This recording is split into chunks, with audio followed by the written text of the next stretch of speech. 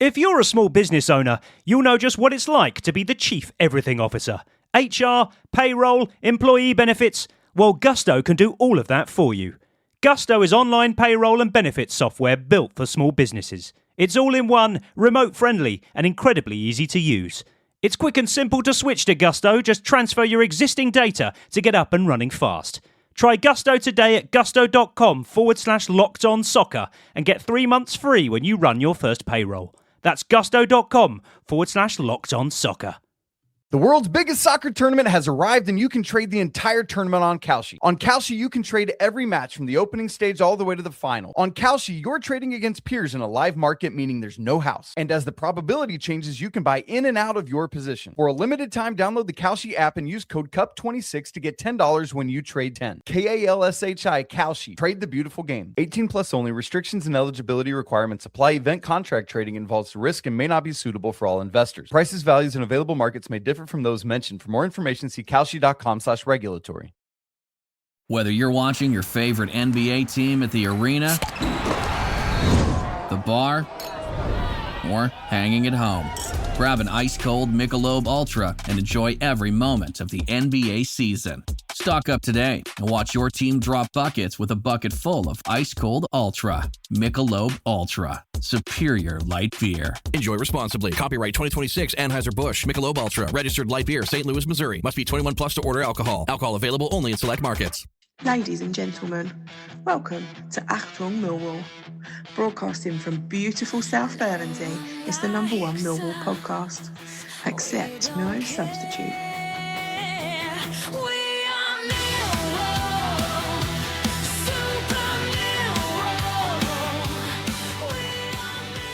Hello, dear listeners. Welcome to a World Cup-focused edition of Achtung Millwall. Joining me is our World Cup specialist himself. It's Crazy Horse. It's Neil Andrews. How you doing, Neil? I have motion sickness from the ref cam already, and it's only been 2 games. Have you had your hydration break yet? I will need to make a cup of tea halfway through this, or 20 minutes. We'll need to take that appropriate break. Watched the Mexico-South Africa game, which didn't start out as quite a decent game, but obviously 3 red cards. And I read somewhere that the Qatar World Cup included 4 red cards over in the whole tournament. We've had 3 in one game, so God knows how many players are going to be finishing games at the moment. There was some very interesting reading. I must admit, I've been doing the Panini sticker album as a bucket. I've never completed it. I've not really attempted since '82, to be fair, but because it was the last time, I decided, right, I'm going to give it a go. So I'm halfway through, and I still need another 400 stickers because there's that many teams. However, I was listening to 5 Live on the drive back, and they've been doing World Cup anyway, get you in the mood. Yeah. When they went to Aesthetica and you heard the atmosphere and what have you, and they started doing their montage, it was like it really got the fires burning, and the fact it was the 48th anniversary of Archie Gemmell's goal as well. Really got me in the mood. Oh, there we are. It's not, just to correct you, it's not the Azteca Stadium, it's the Mexico City Stadium, because FIFA can't abide the heritage, one of the great venues of world football, to have its proper name. It's got to be called the Mexico City Stadium, apparently, for the duration of the tournament. That probably speaks volumes in itself, isn't it? Arrogant, so I don't care. Now, listeners, this is a World Cup focus, but Millwall World Cup focus. So we applied a very loose application of Millwall linkages to the World Cup. Players that have played at a World Cup and have at some point either played or managed on occasion Millwall. Now, not necessarily at the same time. I want to stress that from the off. And if you can think of any that we miss, do let me know. We're always up for additions and snippets, but we've compiled a list of players that have played at Millwall and have played in the World Cup finals, not the qualification tournament, dear listeners. And this is no particular order here, Neil, so I'm going to kick us off with Kenny Cunningham. Played at the 2002 World Cup for the Republic of Ireland, obviously. Made 136 appearances for the Lions between 1989 and 94, scored 1 goal along the way.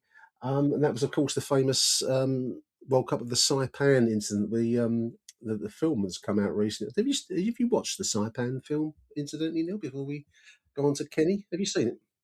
No, I haven't. Do you know why? Can you think of anything worse as a subject matter for a film than Mick McCarthy having an argument with Roy Keane?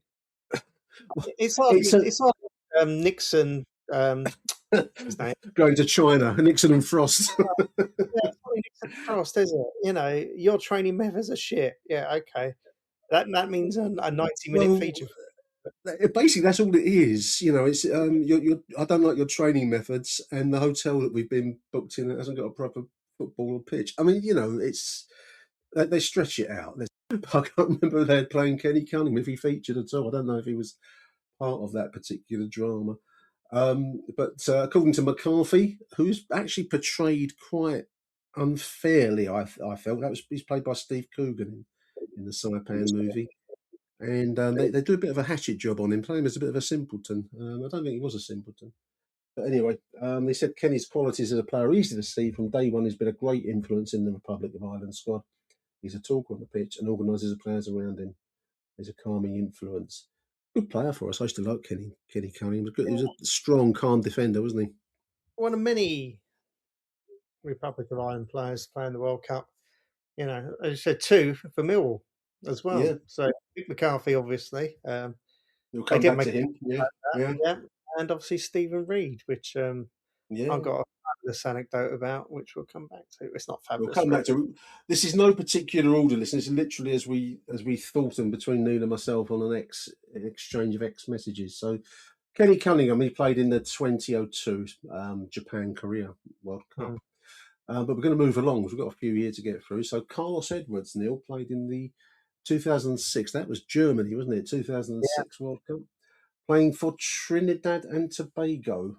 He had an international career spanning 92 appearances for Trinidad, his nation, 4 goals. And he obviously featured initially on loan and then on a full-time contract with Millwall in 2014 to 16. He was a good player, skillful player. He was a solid player. Old, very old. Yeah, old, yeah. Yeah. But, you know, a player that put in a shift for Millwall. And absolutely. A player that probably, you know, deserves to go to the World Cup with Trinidad and Tobago, to be fair. I think they never made it out of the group stages, did they? So that's always going to be no. The problem was that they left Jason Scotland on the bench versus England because he probably would have come on and scored. And you know, you could have seen Scotland scores against England at the World Cup and all those kind of jokes that Iron Brew specialised in at the time. But yeah, they had a decent squad, didn't they? Shaka's love in goal. They had. Dwight York up front. You know, they had a few useful players. That's the player. I couldn't think who their star player was. The man that kind of got the goals. It was Dwight, wasn't it? Yeah, it didn't come together for him really. Yeah, there's some good clubs in Carlos's back history. I'm just looking at the Wikipedia page, listeners. 1998 Queens Park. That must be cricket club. Queens Park Cricket Club. He played CC, a Caribbean side, clearly Trinidadian. Defence Force. He played for the Defence Force. That's yeah. And then came to England. Wrexham, Luton, Sunderland, Millwall. Yeah. And he was quite highly thought of at the day. It was a short career, but there we are. Played at the German World Cup 2006 and has played for Millwall in his time. It's an interesting one, Neil. You came up with this one. One from way back. That's Ian Stewart's World Cup 1986, which was Mexican World Cup. Played for Northern Ireland in the 86 World Cup. Fondly remembered Ian Stewart, wasn't he? You know, against Reading, he was sent off, got changed and joined the away end. He sat in the away.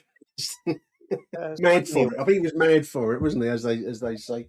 I didn't know this. Is a little snippet from Wikipedia. Ian Stewart was the first British footballer to be endorsed by Nike. Apparently, according to Wiki, it must be true, mustn't it?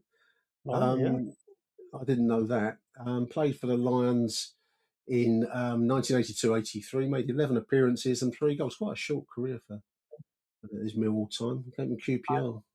Listeners, I'd like to point out that I still call it Nike. I don't call it Nike, like some. You're an old school. I move with the kids, Neil. You wait till I get on my TikTok channel, then you'll be laughing on the other side of your face. Then there we are. Ian Stewart. He was a striker. 11 appearances, 3 goals. More of a winger, actually, wasn't he? More of a winger, I thought. Yeah, they list him as a striker, but wiki. I mean, anyone can write that, can't they?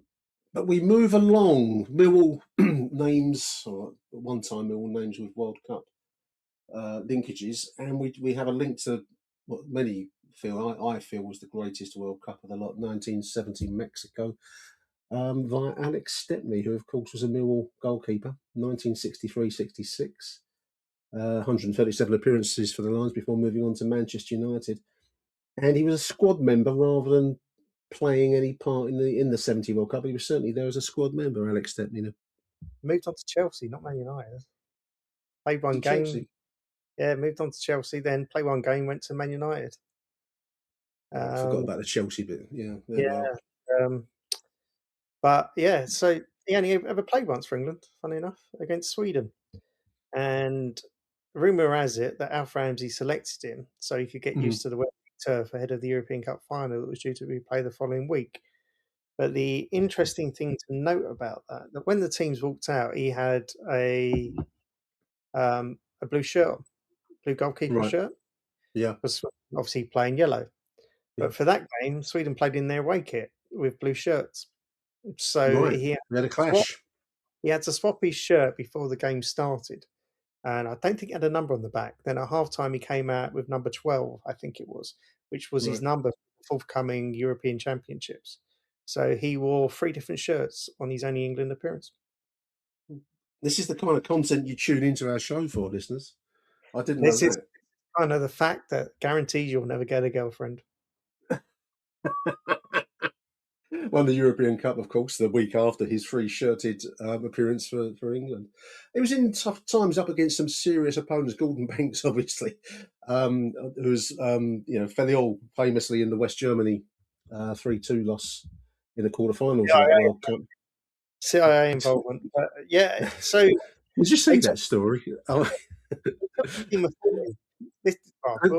They took a squad of 40 initially, and the keeper choice came down between him and Peter Shilton, and they share a birthday, ironically. And Alf Ramsey decided to go with Stepney, and Shilton returned home.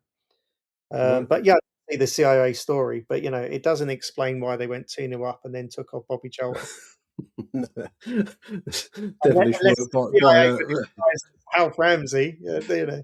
These are the films made. Not Keane versus McCarthy in Saipan. Was Alf Ramsey, replaced by a doppelganger to bring down England's chances and establish the junta in Brazil? That's the story that needs to be made.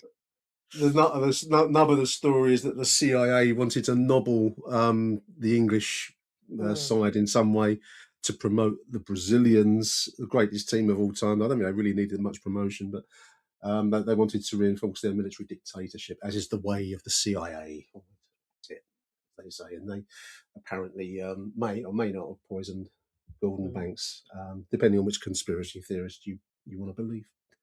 There we are, Alex Stepney, squad member, 1970. I hadn't realised that Kerry Dixon was part of the squad for 1986. Neil played for Millwall. This was the latter stage of his career. 1995-96. Those were tough days, weren't they? 31 appearances, 9 goals, but he did okay for us. And he represented England at the 86 Mexican FIFA World Cup. I didn't know that. He was backup striker. He may have got on, I think, but 6 minutes he played against Poland. That was a 3-0 win. Was that the knockout round, or was it on the group game? No, that was the final group stage where England had to win to have any chance of going through after losing to Portugal, who had a real dispute to do with their government, which is why they never got out of the group despite being England in the first game, and drawing with Morocco, where Wilkins was sent off and Robson went off injured. But Dixon only ever scored in 2 internationals. Once against, it was on the tour the previous year when England went to the USA and played a couple of games in Mexico.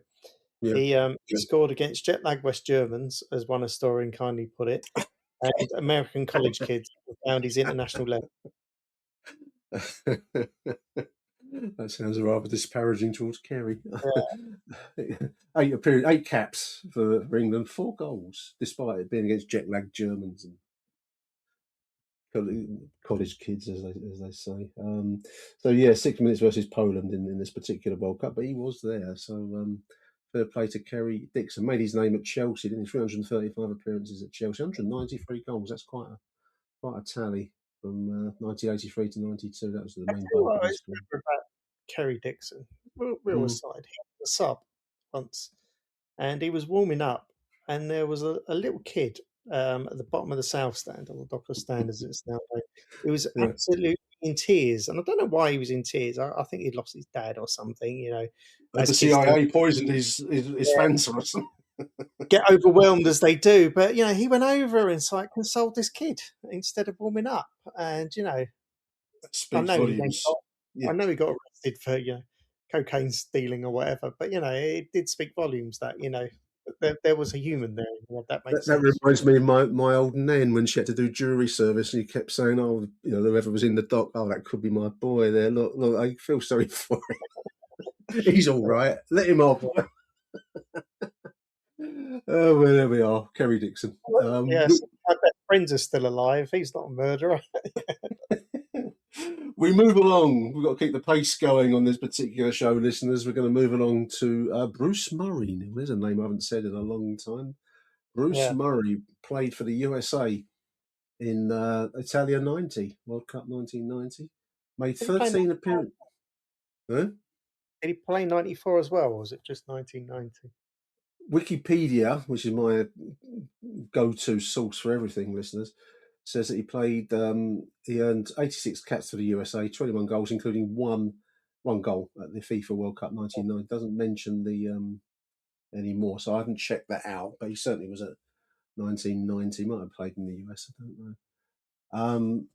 Bruce Murray, born in Germantown, Maryland. That's a great name, isn't it? Place to be born. He played for the Washington Stars at Luzerne, Maryland Bays, and then Millwall. It's quite an interesting career. Stockport County after that, before returning to the Atlanta Ruckus via Air United. He won futsal, this five-a-side in. I don't say futsal, Neil. I say five-a-side. He won the third place with the USA at the five-a-side World Championship 1989. He's now director of coaching at the Accelerator School. What on earth is that? The Accelerator School of DC Metro. So it's like something you have in your car. Fast track, Yeah. Director of coaching at the Accelerator School, DC Metro. It's nothing to do with the car engine. Yeah, I can't remember what it's called over here, but there is a technical name that's a similar sort of thing where you kind of your grassroots speeds along kind of thing. But anyway, not much of a Millwall career. Let's swiftly move on.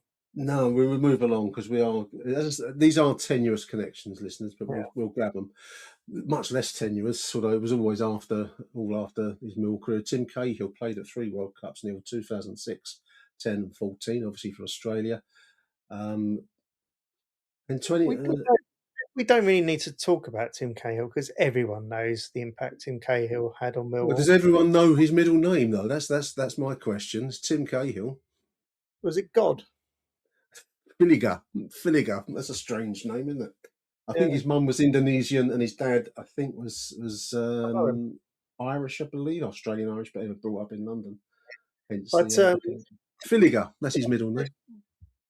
Everyone knows about the Millwall connection. What is less known is that he used Ireland's FA to get over his Samoan under-14 appearance because Ireland wanted to nab him for internationals as well. Right, for his dad, basically, yeah. Yeah, but he decided they want to get involved, let him get involved. But what's even less well known is I used to win an absolute fortune at World Cups with Tim Cahill. Score any time. He scored so many goals. He made me so much money. I love the bloke. And all you did with it was bought football books and Panini stickers. Let that be a lesson to you. I've got his biography as well, actually, funny enough, the Tim Cahill. But yeah, he scored that fabulous goal, one of the most underrated World Cup goals in 2014 in Brazil. Everyone goes on about Van Persie's header, but his volley against the Dutch, that was just beautiful. I remember watching that at work, and that was just beautiful. After they, Netherlands scored, kicked off, went over to him, and he just volleyed it in. And of course, I was on him to score any time, so I celebrated double there. But, Did you do your shadow boxing corner flag celebratory move though, like he did? No, I probably then put it all on the 3:30 at Kempton and lost it. Tim Cahill, 3 World Cups, Mill legends. We move along to another Mill legend now. Teddy Sheringham played in 2 World Cups for England. Never heard of him. 1998, never heard of him. France 98 and Japan, Korea 2002. If anyone doesn't know who he was, he played 220 times for the line, scoring 93 goals. He does have God as his middle name, as well as Edward Paul Sheringham. I mean, he should have been capped at Millwall. There's one player that should have been capped at Millwall. It was arguably Teddy Sheringham. He scored 38 goals this season, and they capped David Hurst of Sheffield Wednesday, who scored less. But I think that's because David Hurst's style suited Taylor's approach to the England team at the time. But, it took him a long time to get a cap for England. And I would go on record and say that at 98, the reason why England did not progress in that was because of the press clamour and everyone going about, oh, Michael Owen, oh, he's so quick, he's so young, blah, blah, blah. But it's kind of square pegs, round holes. You had Shearer and Sheringham. And as a Scotland fan, it's hard for me to say that England could have won. They were like that. They had the connection like Beardsley. In their pomp, they were fearsome duo, weren't they? Just because Owen scored when he came on, it's like, oh, let's drop Teddy Sheringham, bring on Owen. Owen had one dimension and he had pace. He went to Real Madrid and was never considered a Galactico because, yes, he could score goals and he was quick. But, he didn't have much about him ball play. He didn't have the brain of Teddy Sheringham. And yes, he knew where the goals, but then so did Shearer. But you needed someone to set up those goals. You needed someone to create space and, give the opportunity. And dropping Sheringham was the biggest mistake Lennell probably made in his career after saying disabled people deserve to be disabled because of their previous life. So over, but it's like shocking how he was ejected from that team because of the press furore over basically a bloke that has turned out to be a little shit. Yes, basically. I won't sit on the fence with this one. I'll let you know what I think. No. Stay within the laws of libel, but apart, don't sit on the fence. Imagine buying your kid a toy only to find the batteries aren't included, or buying furniture but missing the tools to build it. Frustrating, right? Now imagine the exact same feeling, but you're paying way more. That is what buying business software usually feels like. Fragmented, disconnected, and incredibly expensive. Odoo completely changes that. Odoo is a complete, fully integrated business suite where all your apps actually talk to each other. We're talking automated lead routing for your sales team, seamless AI integration, and intuitive point-and-click website builder. It's everything your business needs to scale, saving you time, headaches, and money. Stop piecing your software together. Go to odoo.com. That's odoo.com to learn more. Are all batteries the same? That's like asking if all soccer players are the same. Take Messi, the most decorated player ever. Is there any other player who has achieved that? No, just him. Now take Duracell. Is there any other battery with power boost ingredients inside? No, just Duracell. Remember, goats only trust goats because they're built different. And Messi only trusts Duracell. Marvel Television's Wonder Man, an 8-episode series, now streaming on Disney+. A superhero remake, not exactly what we'd expect from an Oscar-winning director. Action! Simon Williams, audition for Wonder Man. I'm gonna need you to sign this, assuming you don't have superpowers. I'll never work again if anyone found out. My lips are sealed. Marvel Television's Wonder Man. All 8 episodes now streaming, only on Disney+. No. Achtung, Millwall. We move along, dear listeners. That was Teddy Sheringham, of course, to 2 World Cups. Mick McCarthy played in the 1990 World Cup and managed the Republic of Ireland in the 2002 Japan, as we've mentioned already, Saipan and all that. Played for Millwall 1990 to 92. I think he was playing manager for a bit from 92. Certainly manager by 96. 2 goals, 29 appearances. He is our most successful ever World Cup player. Reached the quarterfinals. Yeah. Strange to. Mind you, we might be able to top it because we're going to come back to one H. Kane. We're going to claim H. Kane in this little conversation later on, even though it was a passing strangers kind of thing. It's a shame Nisbet is not in the Scotland squad because we could have claimed, a World Cup finalist and winner after this tournament, obviously. But Mick McCarthy, there we are. Much maligned manager, isn't he? I mean, as I said earlier on, I think the film doesn't do him any favours, and he's portrayed as a bit of a numpty in the film, and I don't think that was ever the case. I've always had a grudging liking for Mick McCarthy. I think he's got a dry sense of humour. I've always, as a player, he seemed to always be injured, except when internationals are coming around and had played for Ireland.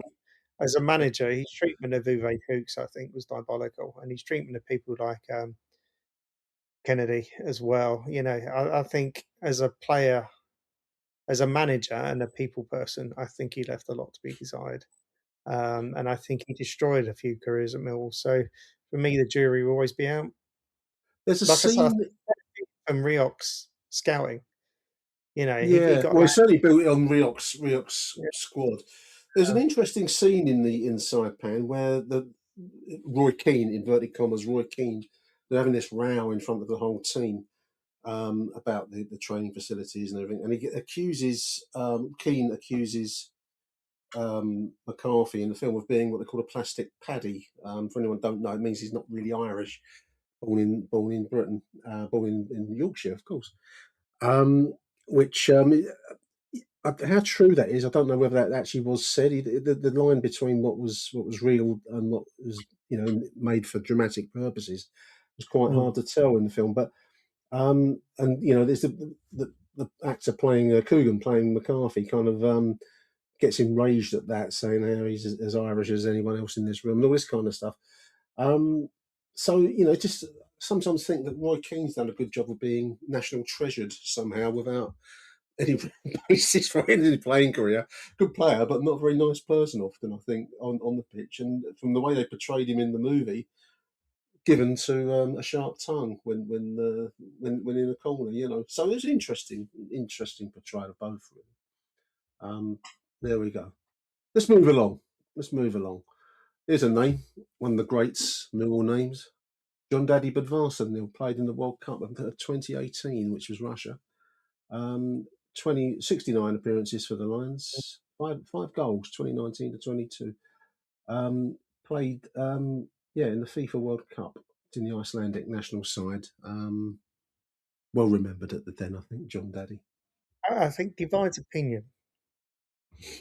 And divides opinion is a good way to put it. And I think this is where the Tony Craig Brigade come in. I think the one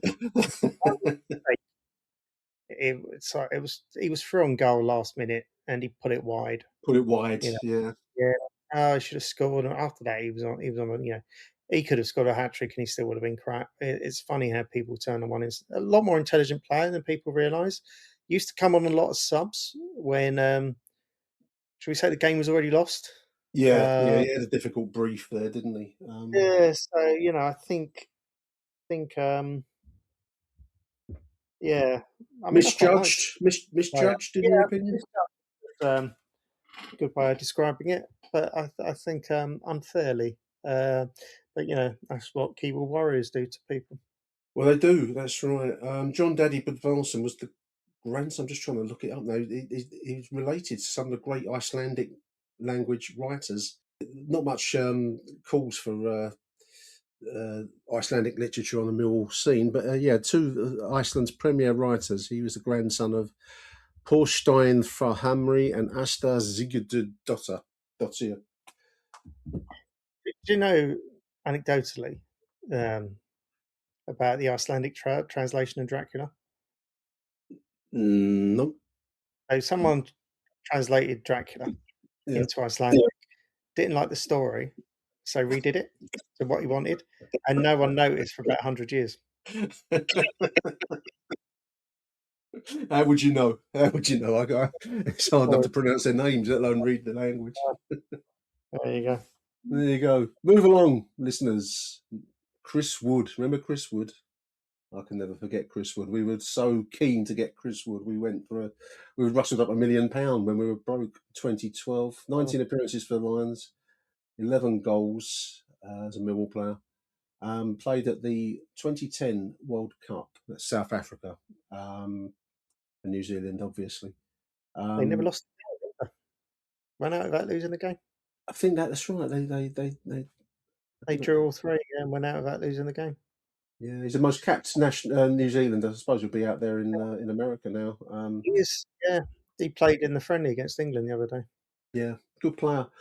We went all out to get him, but I think his eyes were always set on the higher level than our dear little Millwall. So yeah, Chris Wood, New Zealand, 2010.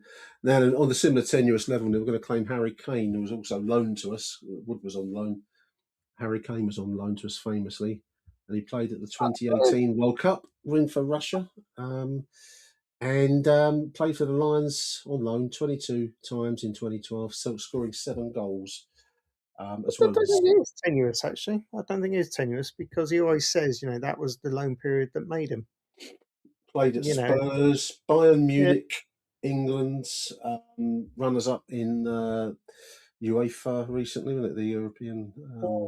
He always says that his most important goal was the goal that kept us up because he said, he saw that he speaks well of us, doesn't he? Yeah, on the line, but he always comes across as a thoroughly decent fella, a bit like Kenny Jackson, and he does thoroughly decent fella, and people always talk very highly of him, and he's done not very enough well. of that in the game. Not enough of that kind of thing in the game. It's nice to see it. He is, he's gone to Germany and he proved that he's actually really quite good. Well, just looking at the Wikipedia page, 94 appearances, Neil, for Bayern Munich since 2023 when he went over. 98 goals. 94 appearances, 98 goals. It's ridiculous. I mean, I backed him, just because I'm Scottish, I backed him to be Golden Boot winner because I know he'll get England to the semi-finals and then it'll go wrong. I mean, his record at Spurs, which was 2009 to 23, so longer period, but 317 appearances, 213 goals. That's pretty good as well, But 98 goals from 94 in German football is incredible. Yeah, he knows where the goal is. It certainly does. It certainly does. So, yeah, Harry Kane, if anyone's not heard of him, leading the line for England. Next week, I think next Wednesday, England play Croatia. I've included Max Crocombe. Obviously, he hasn't yet appeared as we record these words, listeners. This is the World Cup has literally just started, so he's yet to take the field. But I think it's probably odds on he will take the field for the All Whites. They're called the New Zealand national team. The All Whites made 22 appearances for the Lions, 25-26.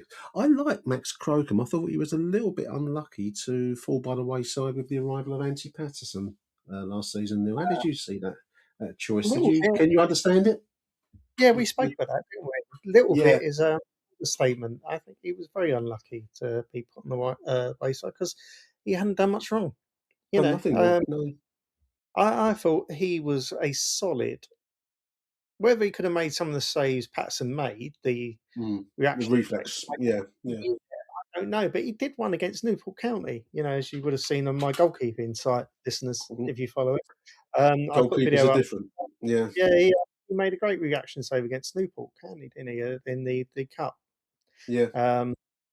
Was it Newport County? Yeah, it was Newport. And anyway, but I actually think he is quite a decent goalkeeper. I think I didn't get it with signing Patterson. I really didn't get it. But to be fair, I think had anything happened to Crocombe, we would have been in trouble anyway. We had very little behind him. We had the goalkeeping coach Joel. Oh God, what's his name? And that we were down to that, or the kids, So it was a difficult situation. But there we are. He's going to take the field for New Zealand almost certainly, without prejudging their manager's team choices. I'd be amazed if he doesn't. So I'm going to include him on our list of Millwall World Cup linkages. That's TBA I've got here to be announced. Very much not announced. Another goalkeeping legend, Neil Casey Keller, 4 World Cups. That's incredible, isn't it? 1990 for the USA, 1998, 2002, and 2006, as well as 175 appearances for Millwall between 92 and 96.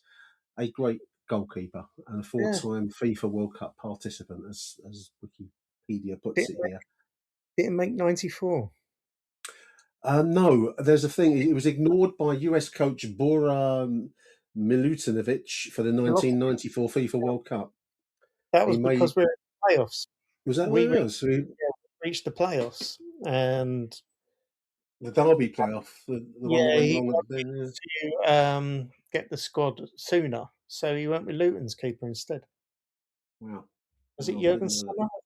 But yeah, it was because we made the playoffs. But yeah, he was ignored, which is a ridiculous thing, altogether. But yeah, had a bit of a horrendous time in '98, I think. But yeah, very, very, very, very good goalkeeper. Casey Keller's most famous clean sheet, Neil, came in the historic 1998 win. USA 1, Brazil 0. Keller played all 90 minutes in goal, made 10 saves, many from point-blank range, preserving a 1-0 shutout victory, as they put it. It's clearly written from the stateside. His performance in goal prompted the Brazilian great Romario, no less, to comment that was the best performance by a goalkeeper that I've ever seen. And his performance was commemorated in a synth pop song by a band called Barcelona.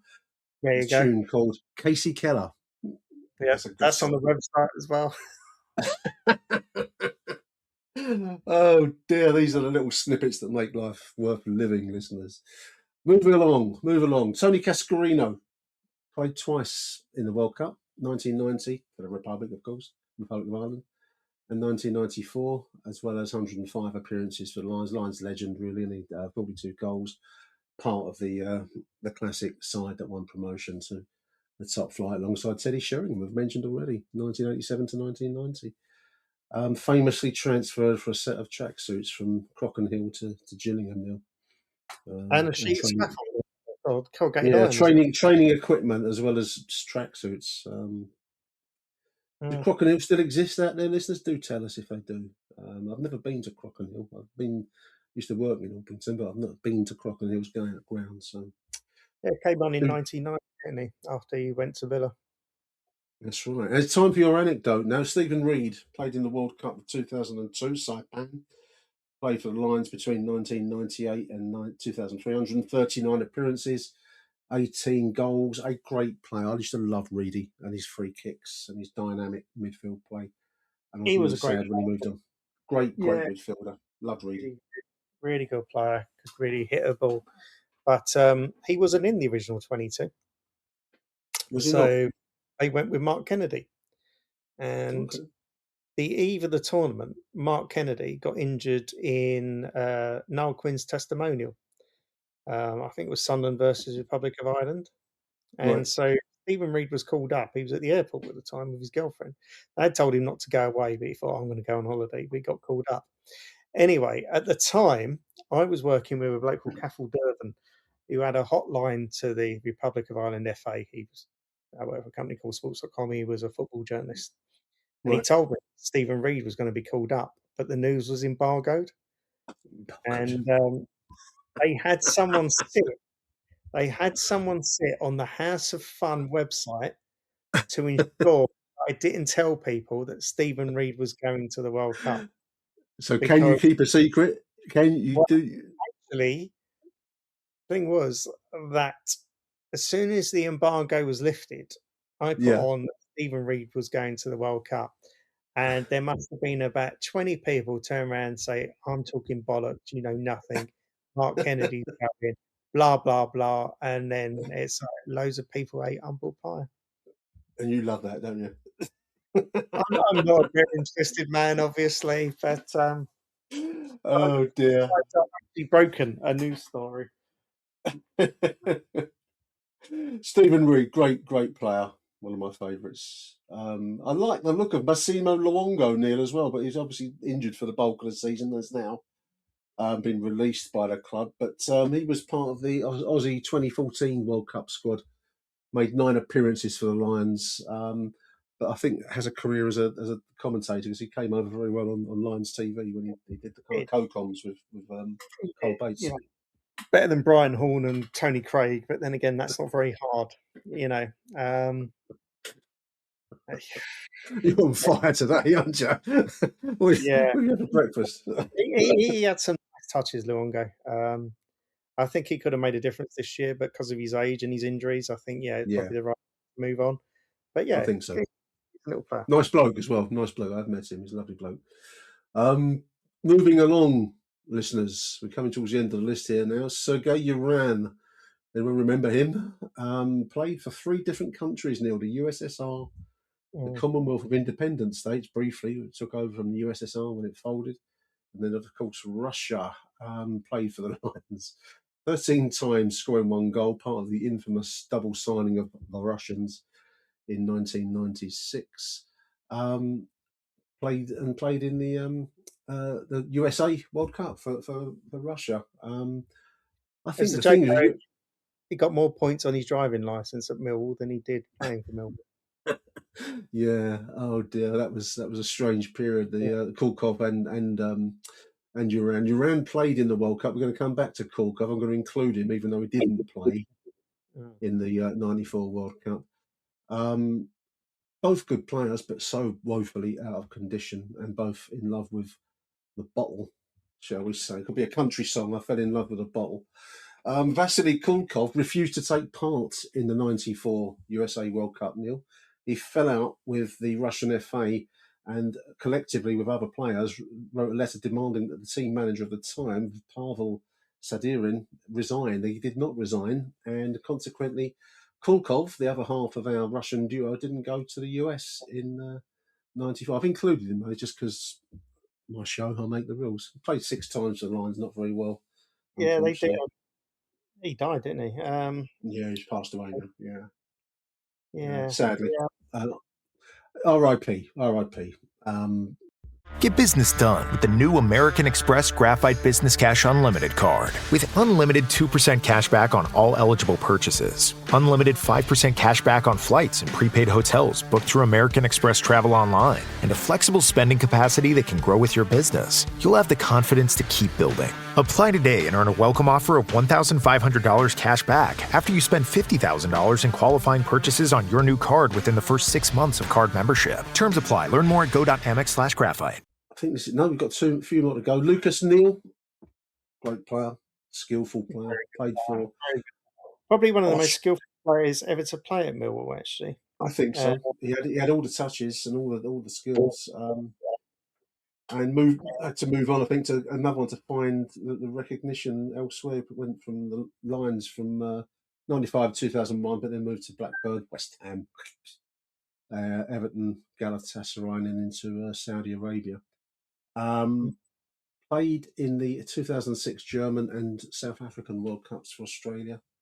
96 caps for the Aussie team and 1 goal in that time. Very skillful player, though, as we said. I used to like Lucas Neal. Always, the team always felt better with him in it somehow. You know, he had class and quality, didn't he? He must have played in every single position for Millwall, apart from in goal. He could play, apart from goal. Yeah, he could play anywhere. He's one of those players. Tristan Kramer is a much less adaptable version of that, in that you probably could play him in multi positions. Lucas certainly could do it and do it with some skill.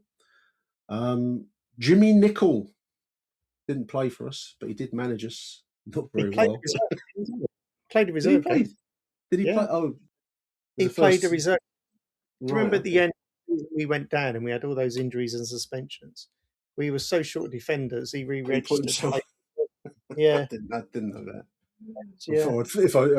Now you say it's vaguely coming back to me, I've forgotten it completely. Put it that way. But he played for Northern Ireland in actually one of the iconic Northern Irish World Cups, 1982, where they would beat Spain, the host country. He was part of the team that won that match in Seville, I think it was. Let me have a quick look here. Valencia, 1-0, Northern Ireland, Spain, thanks to a goal from Jerry Armstrong, famous World Cup win from a Northern Irish team that also included Jerry Armstrong, another Millwall 7 appearances in 82. Also played in that game. Scored the divisive goal. He did. Goal. He did. So there we are. Jimmy Nicholl, not terribly successful as a manager, and Jerry Armstrong briefly played for the Lions in the late 80s. Final name of our World Cup list, Neil, is one that would be dear to your heart, which was Willie Denelke, played in the Scottish team 1974 in Argentina, Germany, West Germany, and 1978 in Argentina. Managed Millwall in 2006 to 7. He was an honest manager. I think he did his best, Willie, but it didn't really work out for him, leading on to obviously Kenny Jackett taking over from him. But he's had quite a colourful managerial career. He went to Antigua. He's managed around the world. One of those managers, Montserrat, I'm seeing here. He's been all over the place. Blythe Spartans.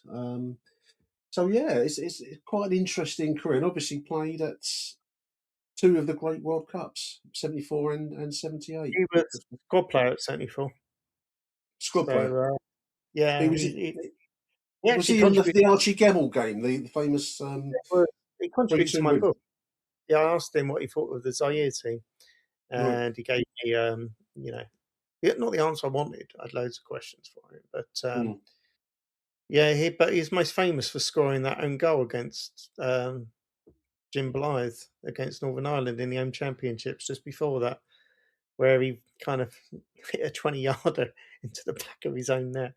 But he did play in 78. Issues on and off the field there in 78. More to that story. I know everyone laughs about the Peru and Iran, and poor old Danny McLeod is very maligned. But the issues, you wouldn't get at World Cups these days. Basically, armed guards everywhere, security everywhere. Half-finished hotels. Rock hard beds, etc. Bad training grounds. All this that. And that went for everyone at World Cups. Apparently West Germany was worse because of what happened at the Olympics. So they had machine guns on the training ground, didn't they? They had to have security there. Didn't even go out to rebook. But I remember England playing a game. I think it was before the 1982 World Cup. They went off to a training base where the pitches were so bad or somewhere that Peter Shilton wanted to do some warm-up practicing. And so the only place they could find some decent grass was the middle of a roundabout. It's like world away from today. Absolutely right. And I don't think that, which is probably where, going full circle with Roy Keane and Mick McCarthy in Japan, why Roy Keane was probably justified in his argument in the facilities the Republic of Ireland chose were well below par. And the fact they didn't have training equipment, says a lot about the Republic of Ireland, who, mentioning Kenny Cunningham and Richie Sadler, funny enough, they were on the Irish coverage last night for the World Cup. And now we've been Curacao and Cape Verde being there. But, Curacao topped their group above Jamaica and Trinidad and Tobago, both World Cup finalists in the past. And Cape Verde beat Cameroon and Angola, again, both World Cup finalists in the past in their groups. Whereas Republic of Ireland couldn't even beat Armenia, lost to Armenia away. Had 2 chances, still didn't make it, and they've been moaning the fact that these 2 teams are in the World Cup because it's been expanded. It's sort of like, get a grip. You sense of perspective's needed, isn't it? You couldn't even book out a proper training pitch. It's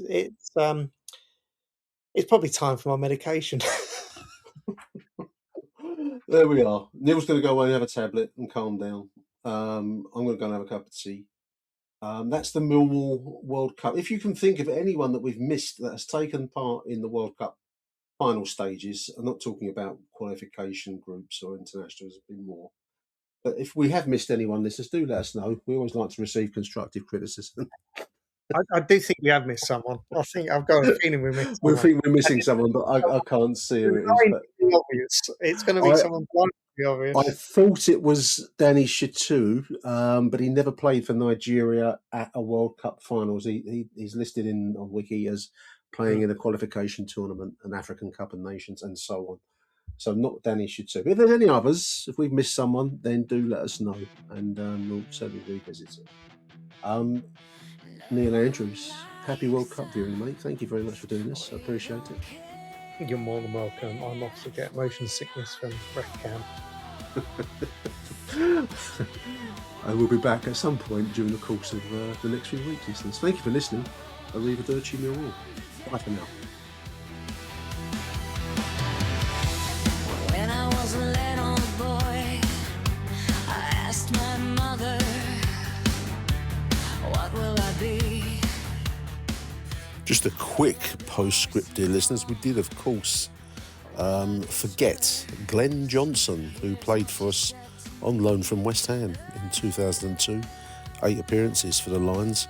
Quite a decent career, to say the least, after leaving West Ham Millwall. We went to Chelsea, 2003, 2007, Pompey, 2006-07. He played, and again at 2007-09, Liverpool, 160 appearances for the Reds. Played for England in the 2014 FIFA World Cup, part of the squad in the 2010 as well, I see here, as well as UEFA Euro 2012, UEFA Euro 2012.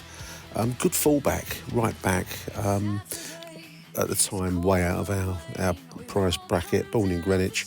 Good player, completely forgotten from our list of Millwall related linked players. So yeah, on loan with the Lions in 2002, part of the 2010 and 2014 England squads at the World Cup. So there we are. If we've missed anyone else that you can think of, dear listeners, do let me know.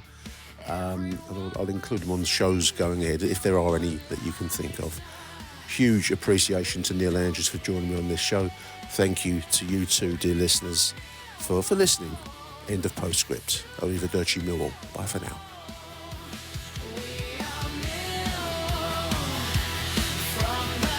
Who do you want to watch?